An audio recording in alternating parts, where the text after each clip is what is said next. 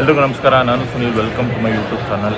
After a very long time ನಾನು ಒಂದು ಸಿನಿಮಾದ ರಿವ್ಯೂ ಮಾಡೋಣ ಅಂತ ವಿಡಿಯೋ ಮಾಡ್ತಾಯಿದ್ದೀನಿ. ದಿ ಡೆವಿಲ್, ದರ್ಶನ್ ಅವರ most expected cinema. After 2 years Kaatera ಆದಮೇಲೆ ಅವ್ರದ್ದು ಒಂದು ಸಿನಿಮಾ ಬರ್ತಾಯಿದೆ. ನಾನು ತುಂಬ ವರ್ಷಗಳ ನಂತರ ಅರ್ಲಿ ಮಾರ್ನಿಂಗ್ ಶೋ 6:30 ಶೋ ಬಂದಿದ್ದೀನಿ ಒರಿಯನ್ ಮಾಲಲ್ಲಿ. 50% ಆಫ್ ದ ಆಡಿಯನ್ಸ್ ಫುಲ್ ಫ್ಯಾನ್ಸ್ಗಳಿಗೆ ಅಂತಲೇ ಮಾಡಿರೋ ಸಿನಿಮಾ ಅಂತ ಅನಿಸ್ತಾ ಇದೆ ಇಲ್ಲಿವರೆಗೂ. ಸ್ಟೋರಿ ಬಗ್ಗೆ ಹೇಳೋದಾದರೆ ಇಲ್ಲಿವರೆಗೂ ಕ್ವೈಟ್ ಪಾಸಬಲ್ ಅಂತ ಅನಿಸ್ತಾ ಇದೆ. ಪಕ್ಕ ಕಮರ್ಷಿಯಲ್ ಸಿನಿಮಾ ಮಾಡಿದ್ದಾರೆ ಪ್ರಕಾಶ್ ಅವರು. ದರ್ಶನ್ ಅವ್ರನ್ನ ಸ್ಟೈಲಿಶ್ ಆಗಿ ತೋರಿಸಿದ್ದಾರೆ. ಅವ್ರಿಗೆ 2-3 ಗೆಟಪ್ ಹಾಕ್ಸಿದ್ದಾರೆ. 2-3 ಗೆಟಪ್ ಫ್ಯಾನ್ಸ್ಗೆ ಇಷ್ಟ ಆಗುತ್ತೆ. ಇನ್ನು ಸಿನಿಮಾದಲ್ಲಿ 1-2 ಟ್ವಿಸ್ಟ್ಗಳು ಇಷ್ಟ ಆಗುತ್ತೆ ಎಲ್ರಿಗೂ. ಇಂಟ್ರೋಲ್ ಬ್ಲಾಕ್ ಚೆನ್ನಾಗಿದೆ. ಇಲ್ಲಿವರೆಗೂ ಕ್ವೈಟ್ ಪಾಸಬಲ್ ಅಂತ ಅನಿಸ್ತು.